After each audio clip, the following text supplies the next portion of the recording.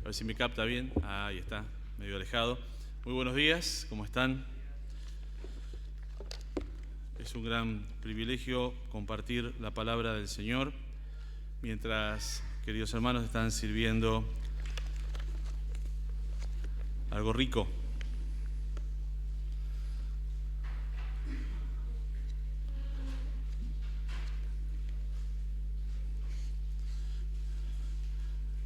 Como siempre, después.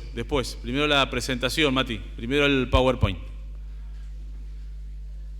Como siempre, le agradezco muchísimo, en primer lugar, al Señor, este privilegio y la paciencia de los hermanos. Y también a Matías, hoy especialmente allí en el área técnica. Tuvo que estar haciendo varios arreglos. Ahí está, gracias Mati. Gracias, Mati. Principios que trastornan el mundo, pero sanan el alma. Esto está inspirado en Hechos 17:6. ¿Se acuerdan cuando el apóstol Pablo y los primeros hermanos van allí a Tesalónica a predicar la palabra y la gente se levanta y dice, estos que trastornan el mundo, con la verdad. Pero para ellos era como trastocarles todo lo que habían creído, lo que estaban viviendo en el mundo, entendiéndose en el sistema, esto que trastornan el sistema que estamos viviendo. También han venido aquí. Y en esta segunda parte, otro de los puntos de la declaración de fe que vamos a estar compartiendo tiene que ver con algo de esto. Porque como creyentes, como hijos de Dios, dice así el punto 23 de la declaración de fe, creemos que la creación original de Dios, varón y hembra, definió genéticamente en ese acto su identidad como tales. Y vamos a estar analizando varios textos. Estos son los principios que trastornan el mundo, pero principios que sanan el alma. Avanzamos, Matías. ¿Qué valor tienen los principios? No solo hay un comienzo, sino evidencia de una causa fundamental y una demostración de autoridad. Ahora sí, vamos a bajar un poco estas luces y vamos a ver un corto video que se llama La Odisea de la Vida y tiene que ver justamente con un principio. ¿Tiene audio para los muchachos de audio? Para que puedan darle audio. Acordate que avanzamos desde los 40 segundos, Mati. Los muchachos de audio con la tablet, preparen el audio, gracias. Ahí estamos.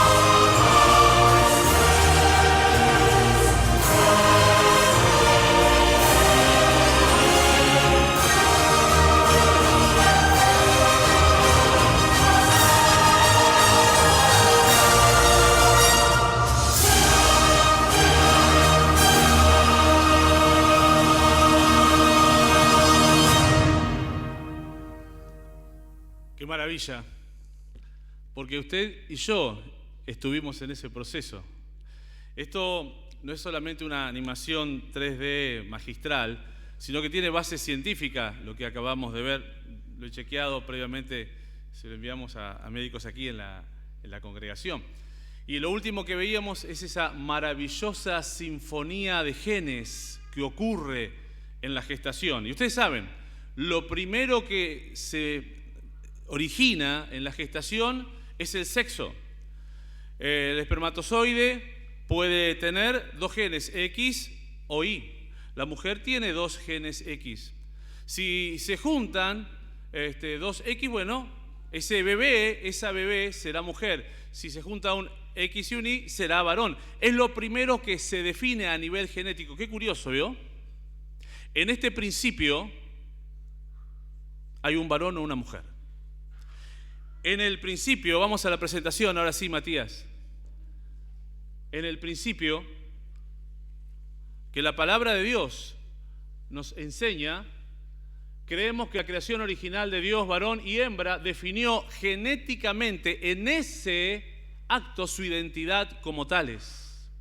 Y creó Dios al hombre a su imagen, a imagen de Dios lo creó, varón y hembra los creó. La palabra de Dios lo dice. Génesis 2, 20 al 25, y puso Adán nombre a toda bestia y ave de los cielos y a todo ganado del campo, mas para Adán no se halló ayuda idónea para él. Entonces Jehová Dios hizo caer sueño profundo sobre Adán, y mientras éste dormía, tomó una de sus costillas y cerró la carne en su lugar, y de la costilla que Jehová Dios tomó del hombre, hizo una mujer y la trajo al hombre. Dijo entonces Adán, estoy ahora hueso de mis huesos y carne de mi carne. Esta será llamada varona, porque del varón fue tomada. Por tanto dejará el hombre a su padre y a su madre, y se unirá a su mujer, y serán una sola carne. Y estaban ambos desnudos, Adán y su mujer, y no se avergonzaban. Génesis 5:2. Varón y hembra los creó y los bendijo, y llamó el nombre de ellos Adán, el día que fueron creados. Dice la NBI, los creó hombre y mujer y los bendijo el día que fueron creados, y los llamó seres humanos en el sentido más amplio de humanidad. Palabras del Señor Jesús, Mateo 19:4. Él respondiendo les dijo, ¿no habéis leído que el que los hizo al principio? Y de eso estamos hablando. Varón y hembra los hizo. Miren, es muy significativo encontrar en la historia del nacimiento del niño Jesús un paralelismo con la realidad que estamos viviendo en estos días. Leemos allí en Mateo 2:13, ustedes recuerdan, después del nacimiento del niño Jesús llegan los magos de Oriente, dice que habían visto su estrella y venían a adorarlo, llegan a Jerusalén, van a la capital y allí se entrevistan personalmente con Herodes, y cuando Herodes escucha que había nacido un rey de los judíos, él, Herodes, que había matado a sus propios hermanos y aparte de sus hijos, a su propia familia, para que nadie le robara el trono, él dice, ¿cómo que nació un rey de los judíos que me va a usurpar el trono? Ya sé qué voy a hacer. Muchachos, vayan y luego vuelvan y díganme a dónde lo encontraron para que yo también vaya y lo adore al rey. ¿Quién me va a venir a usurpar el trono? Los magos siguen su camino, llegan a Belén. Allí encuentran, dice, a José, a María y al niño en el pesebre. Pero luego dice, avisados por Dios, vuelven por otro camino, no vuelven por el mismo camino. Inmediatamente dice que en sueños se le aparece un ángel a José y le avisa lo que dice aquí. Levántate, huye a Egipto con el niño y su madre, dijo el ángel, quédate allí hasta que yo te diga que regreses, porque Herodes buscará al niño para matarlo. Dice que Herodes, cuando se ve burlado por los magos, no se queda solamente con la burla. Manda a matar a todos los niños varones menores de 2 años en Belén y sus alrededores. Se cree 40 kilómetros a la redonda. Y miren, yo en este hecho y en este relato veo 3 persecuciones con odio, crueldad y violencia. En primer lugar, contra la familia, obviamente, contra la familia del niño Jesús. En segundo lugar, contra la maternidad. ¿Por qué? Porque la matanza a todos los niños fue, dice la Biblia, oída grande lamentación y lloro. Raquel que llora a sus hijos y no quiso ser consolada porque perecieron. De allí surge, de esa matanza, lo que se conoce en el mundo de la cristiandad como el Día de los Inocentes. Ustedes saben eso, ¿no? Pero a mí me llama la atención, dice Raquel que llora a sus hijos. Raquel, que había sido esposa de Jacob, ella dando a luz a Benjamín, al hijo más chiquitito, en ese parto ella da a luz y muere y llora y se escucha el llanto. Y ella, tal es así que le pone como nombre Benoni, hijo de mi tristeza. Luego Jacob le cambia el nombre por Benjamín, hijo de mi mano derecha. Pero tomando esa historia del Antiguo Testamento, Jeremías recibe la profecía y la escribe y dice que Raquel lloró a sus hijos, a toda su descendencia, y ocurrió en este hecho. Raquel, la mamá, lloró a sus hijos. Qué significativo y cuánto dolor. Grande voz fue oída en Ramá. Era también una persecución contra la maternidad. Si ellas no hubieran dado a luz, no hubieran sido perseguidos sus hijos y asesinados. Pero también yo encuentro una persecución con odio y violencia contra el Señor Jesús mismo, obviamente. Ahora, ¿saben qué? Hoy contemplamos 3 persecuciones con odio, crueldad y violencia en este sistema, en este mundo en el que estamos viviendo. En primer lugar, contra la familia, formada por un hombre y una mujer. En segundo lugar, hay una persecución contra la maternidad. Y en tercer lugar, contra el Señor Jesús. ¿Por qué contra la familia formada por un hombre y una mujer? Porque es el lugar donde se forman a las personas, varones y mujeres, como tales. Allí se enseñan y se viven los valores que luego se transferirán a las generaciones por ley de la siembra y la cosecha. Porque es la atmósfera protectora donde se enseña el amor y la capacidad de amar y los roles del hombre y la mujer. Porque es el ámbito donde las nuevas generaciones equipadas e integradas serán equipadas e integradas y no serán presa del adoctrinamiento del odio, aprovechando los tiempos de vulnerabilidad, la niñez, la adolescencia. ¿Y por qué digo equipadas? Porque tanto papá como mamá tendrán que enseñarle a esos niños, ¿qué cosa? Los valores y los principios de Dios. Luego hablaremos un poquito de eso. E integradas a esas familias. El valor que tiene los hermanos, los primos, los tíos, los abuelos, la familia extendida para la crianza de ese niño es inexpresable, es maravilloso. Y obviamente cuando ingresen al mundo y empiecen a recibir este bombardeo sistemático desde donde se les ocurre, los dibujos animados, las series, y la educación, lo vamos a hablar ahora, esos niños estarán preparados para decir no a la ideología de género. Lo que voy a leer, allá arriba se ve la imagen del Colegio Americano de Pediatras. Esto lo que voy a leer es científico. El Colegio Americano de Pediatras no es una institución cristiana, quiero aclararlo. Encabezado por su presidenta Michelle A. Creteglia, su vicepresidente Quentin Van Meter y el apoyo de Paul McHugh, antiguo jefe de psiquiatría del Hospital Clínico Johns Hopkins. Han realizado un estudio, esto es lo interesante, Esto es un estudio, no es una opinión, es un estudio en el que abordan los peligros de la perspectiva de género aplicada a infantes, aplicada a niños, condenando la tendencia actual hacia la explícita normalización en los colegios y la promoción abierta de la transexualidad infantil en las sociedades. El estudio consta de 8 puntos. Yo les voy a pedir que lo escuchen con mucha atención. Primero, la sexualidad humana es un rasgo binario, biológico y objetivo. Los genes XY y XX son marcadores genéticos de salud, no marcadores genéticos de un trastorno. Lo normal en el diseño genético humano es ser concebido macho o hembra. La sexualidad humana está diseñada de manera binaria con la intención evidente de la reproducción y multiplicidad de la especie. Este principio es evidente por sí solo. Los trastornos del desarrollo de la sexualidad y sus desviaciones, incluyendo la feminización testicular y la hiperplasia suprarrenal congénita, médicamente identificables en la norma binaria sexual, y es por ello por lo que se reconocen como trastornos del diseño humano. Segundo, nadie nace con género. Esto es fundamental porque muchas veces se nos pueden pegar algunas expresiones.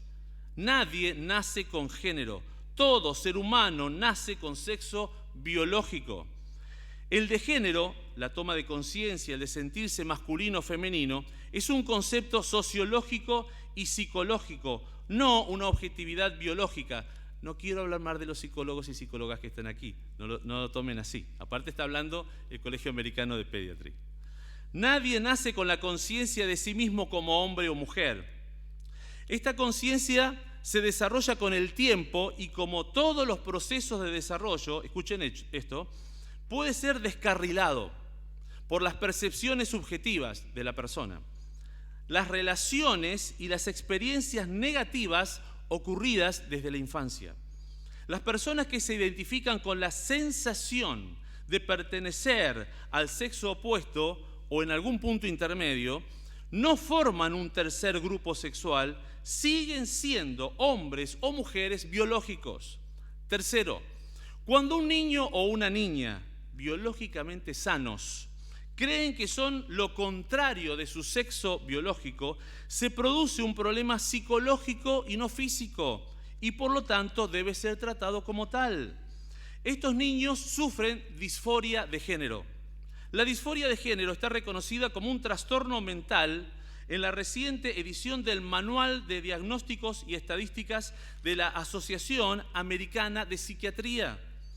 Cuarto, la pubertad no es una enfermedad, pero el bloqueo de las hormonas de la pubertad puede ser muy peligroso.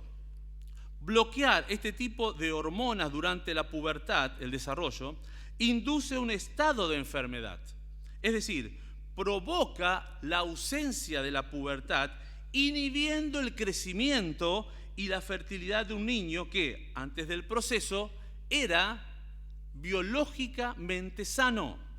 Quinto, la Sociedad Americana de Psiquiatría, mencionada previamente, ha establecido, escuchen esto, que el 98% de los varones y el 86% de las mujeres que durante la infancia confunden su género, finalmente aceptan su sexo biológico tras pasar por la pubertad.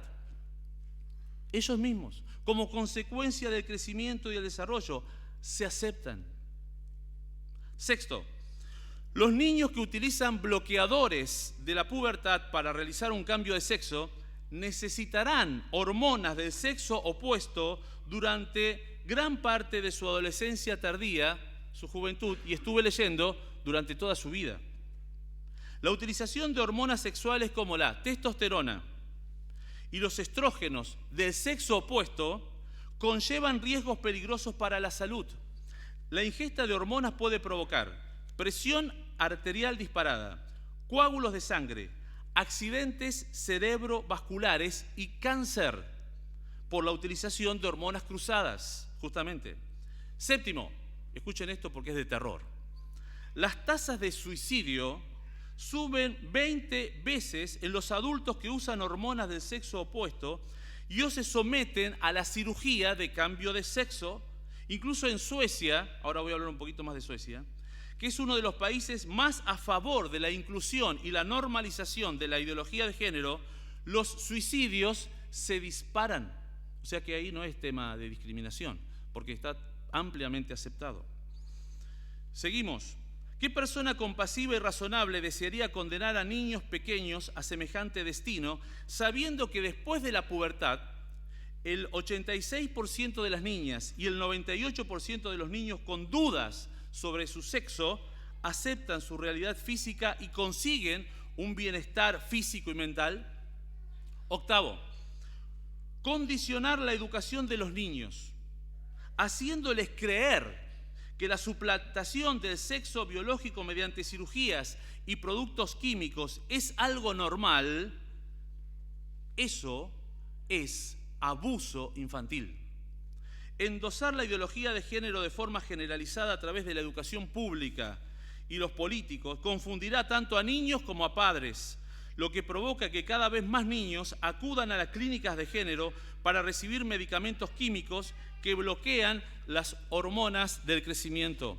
Muchos niños elegirán una vida llena de hormonas y cancerígenas, de productos químicos tóxicos, nada recomendables para la salud, y muchos de ellos elegirán la mutilación quirúrgica innecesaria de partes de su cuerpo perfectamente sanos en su juventud. En conclusión, según esta asociación prestigiosa de pediatría, la perspectiva de género, si se traslada a los criterios educacionales de la infancia, constituye liso y llano abuso infantil y se le debe poner coto cuanto antes para evitar que más niños y adolescentes se vean seriamente perjudicados. Papás y mamás, a los presentes, hay que dar a los niños una base firme sobre el plan de Dios para la sexualidad, empezando con la historia de la creación, Adán y Eva. Los principios básicos son la complementariedad de los sexos y los distintos, los dos sexos. Dios hizo los cuerpos distintos para identificar y diferenciar hombre y mujer. Los detalles siempre dependen de la edad y la madurez de los niños, obviamente. Un punto esencial. La Biblia habla de sexo, no de orientación sexual, ni de ideología de género. La orientación sexual es creación humana del siglo XX. Hay que enseñar a los niños la diferencia y cómo pueden enfrentar los nuevos conceptos de la cultura. También hay que enseñarles que la ideología de género es un asunto que en la sociedad se ve, se presenta, se vende como un derecho humano y obviamente político. Allí se ve en el centro una imagen, un recorte, ustedes pueden buscar.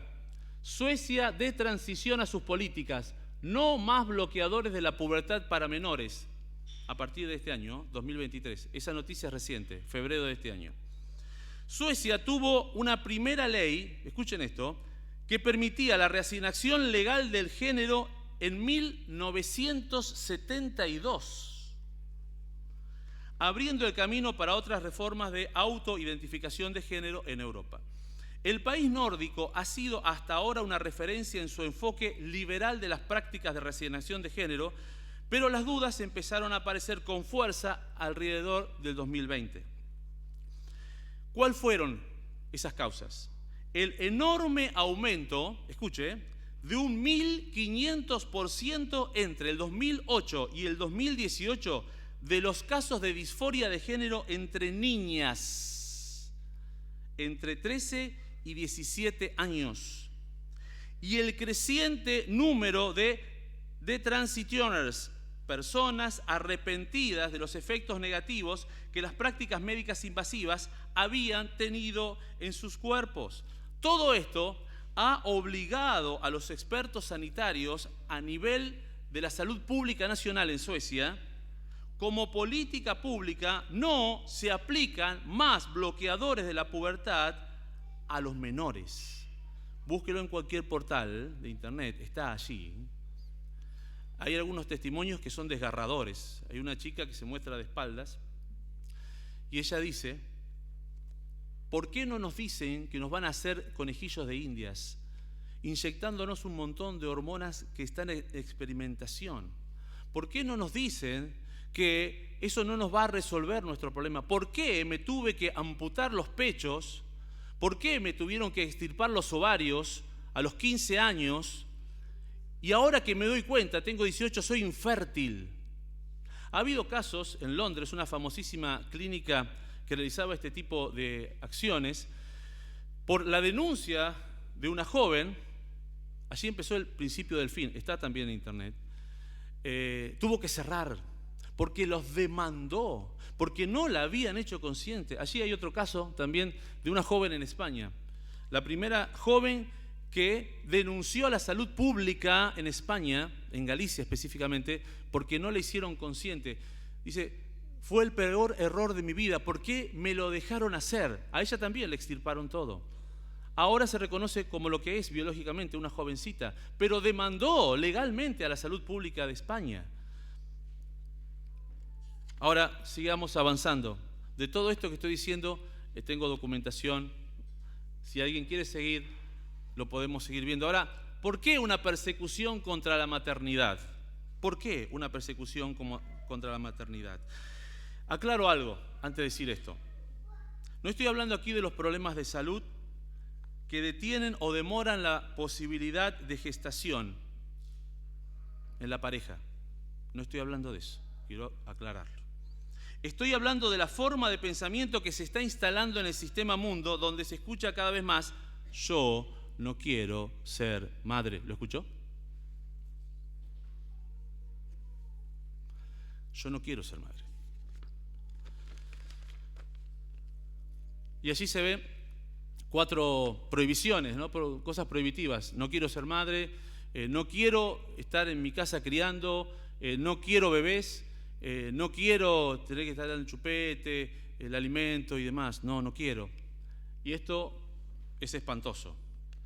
Dice allí: Universidad Nacional de Rosario, Facultad de Humanidades y Artes, tesis de maestría, Poder y Sociedades desde la problemática de género. Cuando mujer ya no se escribe con M de madre. Yo no sé con qué se escribe mujer, ¿no? Si no se escribe con M de madre. Una tesis doctoral. Está también libremente en internet. Yo lo encontré allí. ¿Saben qué? Desde las casas de altos estudios en Rosario, en el país y en el mundo, se han transformado en instrumentos funcionales para implantar en las mentes de los jóvenes estas ideologías. Esto es de terror. ¿Cómo oramos? Lo digo delante del Señor, Él sabe que no miento, ¿no? ¿Cómo oramos por los jóvenes que se están formando a nivel superior, universitario? ¿Cómo oramos por los chicos que están en secundaria, por los que están en primaria? Para que ellos se formen, obtengan sus títulos, pero sepan elegir lo malo y elegir lo bueno y desechar lo malo. Elegir lo bueno y desechar lo malo.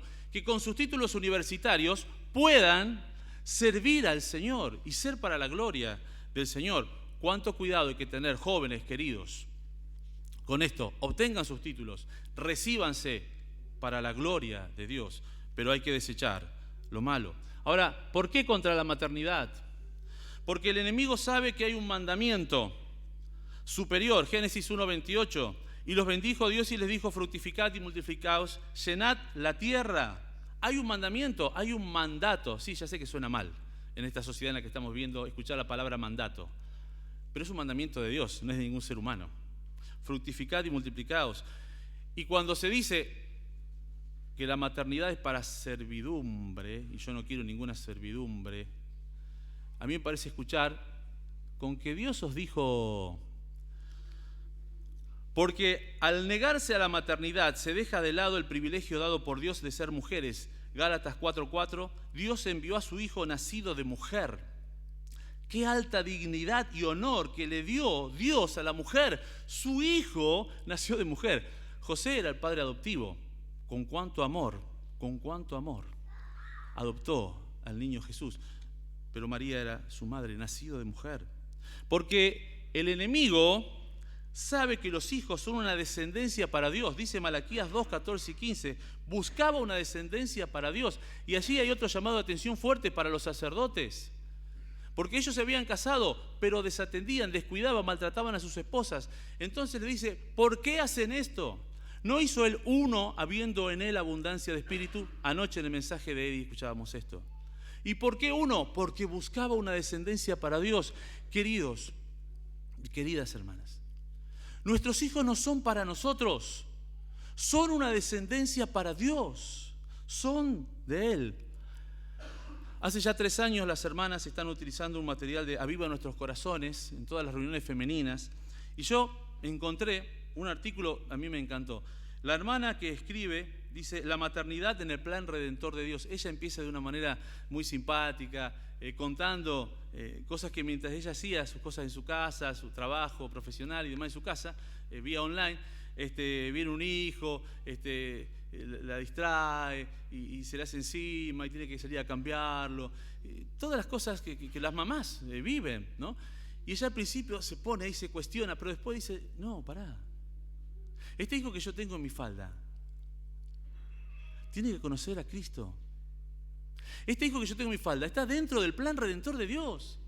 Este hijo que yo tengo en mi falda, yo estoy acunando y amamantando en estos momentos, va a ir al cielo. Y cuando crezca va a ser un hombre, una mujer de Dios. Este hijo está en el plan redentor de Dios. ¿Cómo descuidarlo? Ese artículo me encantó. Yo sé que las hermanas lo han estudiado este tema, simplemente lo traía porque me pareció excelente, excelente. La maternidad en el plan redentor de Dios. Ahora, ¿por qué contra el Señor Jesús la persecución hoy día? Porque solo en Él hay perdón para los pecadores por la obra de la cruz.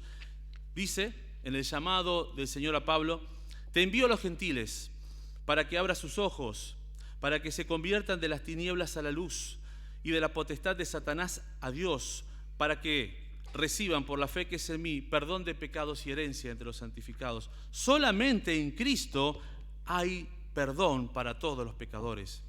Pero también una persecución contra el Señor, porque solo en Él hay redención de la esclavitud por su sangre. 1 Pedro 1, 18, 19. Pues ustedes saben que Dios pagó un rescate para salvarlos de la vida vacía, dice la Reina Valera, la vida vana y la vana manera de vivir, que heredaron de sus antepasados. No fue pagado con oro y plata, los cuales pierden su valor, sino que fue con la preciosa sangre de Cristo, el Cordero de Dios, que no tiene pecado ni mancha. Pero también porque el enemigo, dueño del sistema, sabe que solo en Cristo hay sanidad para el alma herida por la obra del Espíritu Santo. El Señor, entrando en la sinagoga de Jerusalén, le fue dado el rollo de Isaías y allí leyó de sí mismo: el Espíritu del Señor está sobre mí, por cuanto me ha ungido para dar buenas nuevas a los pobres, me ha enviado a sanar a los quebrantados de corazón, a pregonar libertad a los cautivos y vista a los ciegos, a poner en libertad a los oprimidos. Este es uno de los ministerios del Señor hoy. Y cuando desde los textos académicos, y yo lo he leído, ¿no?, por circulares que han llegado, plenarias y demás, se dice que los fundamentos de todo lo que vive la cultura y demás son fundamentos judeocristianos, así, literalmente. Se lo quiere rebajar, desprestigiar y descalificar al Señor. El enemigo sabe que hay salvación en Cristo, ¿cómo no lo va a querer descalificar? Ahora, quizás alguien que me esté escuchando y no comparta lo que se estuvo diciendo en esta mañana, me diga: mira, Miguel, mira, ustedes los cristianos hablan y dicen estas cosas, pero ustedes no saben lo que yo viví en mi familia, con mi papá, con algunos adultos. Ustedes no saben. Entonces hablan y dicen esto, pero no conocen mi vida, mi testimonio. Mira, yo no sé lo que vos viviste en tu familia, pero yo sé lo que sí viví en mi familia de origen. Yo sé lo que el pecado puede producir cuando se le abre el corazón en una familia, cuando se le abre la puerta en una familia, cuando empieza a manipular a todos los habitantes de una familia. Yo sé lo que significa que el enemigo destruya tu personalidad. Yo sé lo que significa que el enemigo te produzca esa pérdida del deseo de vivir. Yo sé lo que el enemigo produce empujándote hacia la cornisa. Yo sé lo que es escuchar la voz del enemigo diciéndote: no servís para nada, no valés para nada, terminá con todo. Eso sí lo sé. Pero también sé que los principios y las enseñanzas de la palabra de Dios, que queridos hermanos me enseñaron y me transmitieron, el Evangelio, esta palabra viva y eficaz, no solamente salvó mi alma, sino que sanó mi corazón de todas esas cosas del pasado. Invito a Gabriel que se vaya acercando. Este que estén viendo allí se llamó Charles Weigle. Fue predicador, un hombre de Dios. Un día en que regresaba de una gira evangelística, encontró en la mesa una carta que le dejó su esposa con un mensaje: no quiero ser más la esposa de un ministro del Evangelio. En la adversidad y depresión, Charles, estando en un viaje a Miami, en un barco y en el mar, escuchó la voz del enemigo que le decía: abandoná todo, tu vida no vale nada, lánzate al agua, nadie se va a dar cuenta. Pero en ese momento volvió en sí y dijo: no. Hay un amigo más unido que un hermano y él nunca me abandonó. ¿Se acordó de este texto? En todo tiempo ama el amigo y es como un hermano en tiempo de angustia. Ese amigo y ese hermano era Jesús para su vida. Y miren, cuando llega a su casa, él se sienta al piano, era músico, y en 20 minutos escribió este himno. Este himno donde él habla, en primer lugar, que pudo encontrar la salvación por el perdón de sus pecados. Pero también él cuenta que pudo encontrar la paz y la sanidad para su alma, para no quedarse encadenado al dolor. Por eso escribió: mi alma estaba llena de ayes, o sea, de ay, tanto dolor. Mi alma estaba llena de ayes y tristezas y era esclava de miserias y dolor. Con ternura Cristo, su mejor amigo, me tendió la mano y me guió por el sendero del amor que sana. Ambas cosas, la salvación eterna y la sanidad del alma, las encontramos solamente en Cristo. Y si alguien sabe esta canción, le invito a que la podamos cantar juntos. Y mientras cantamos, si hay alguien que nunca tuvo esta experiencia de la salvación personal, arrepintiéndose de sus pecados y creyendo en la obra de Cristo en la cruz del Calvario, en su lugar, sufriendo aquella muerte, aquel martirio, por amor a su alma, ruego a Dios que pueda tomar una decisión, reconciliándose con Dios. Pero en segundo lugar, ruego a Dios para que si hay alguien en medio nuestro que ha sufrido o está sufriendo el dolor de lo que otros quizás hayan hecho, pueda encontrar en el mismo Cristo la sanidad para su alma.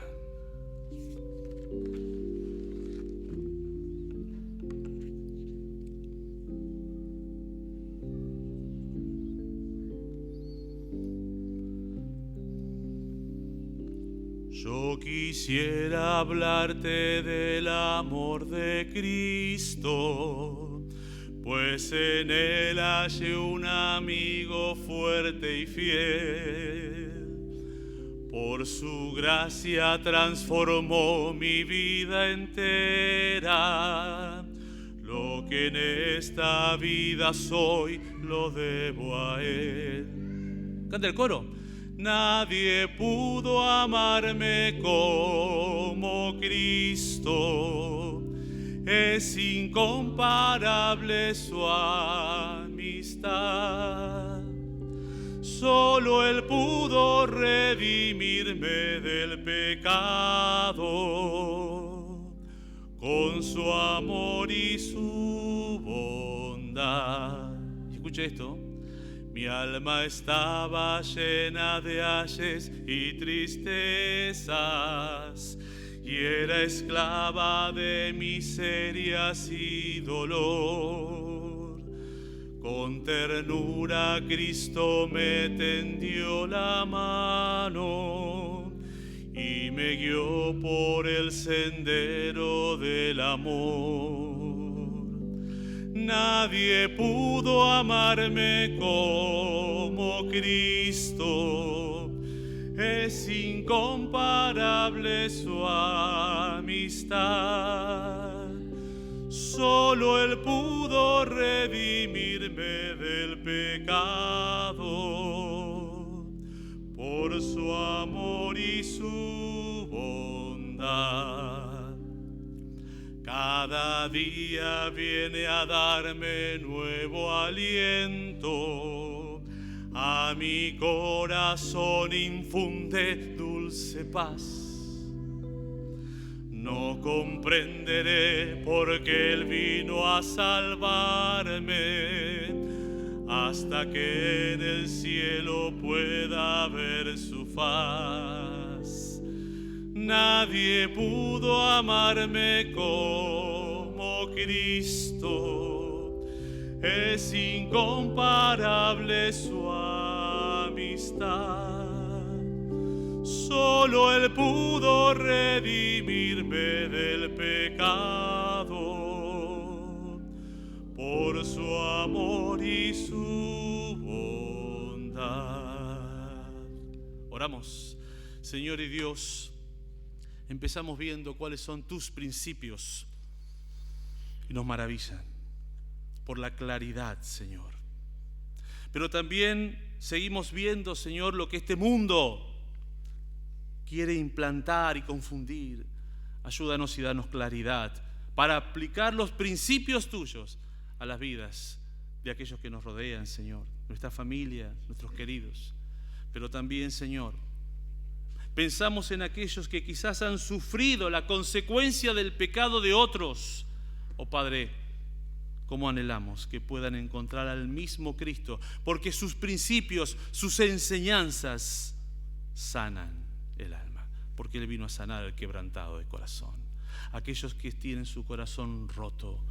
Oh Padre, y como anhelamos que si en esta mañana hay alguien aquí o alguien escucha este mensaje y se encuentra de esa manera, pueda recurrir y pueda aceptar el amor sanador de nuestro Señor Jesucristo. Te alabamos, te bendecimos en el nombre del Señor. Amén.